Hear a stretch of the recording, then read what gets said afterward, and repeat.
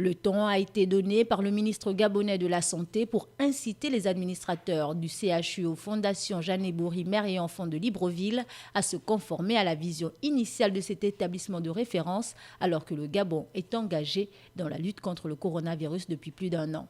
Ce qu'on demande au CHU, c'est d'abord, dans un premier temps, de diversifier les activités médicales que les autres structures font. Et là, nous avons 2 grands défis.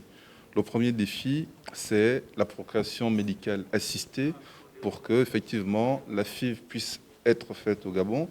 C'est aussi se dire que nous sommes aujourd'hui, le CHU est le premier centre au Gabon pour la prise en charge de la chirurgie pédiatrique.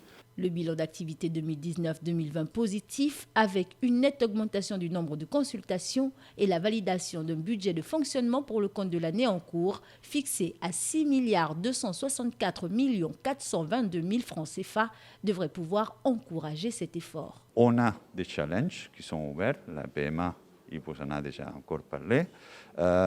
On doit faire un grand effort à notre niveau pour pouvoir réellement combler les expectatives du gouvernement, combler les expectatives de la société gabonaise. Et je peux vous assurer qu'on va travailler dur pour essayer d'y arriver. Accélération de la mise en œuvre de la politique sanitaire du centre hospitalier et universitaire Fondation Jeanne Bory Mère et Enfants de Libreville. Voilà à quoi devront désormais s'en tenir les administrateurs de cette structure sanitaire qui récemment s'étaient engagés à se lancer dans la procréation médicale assistée, le délai étant encore en cours.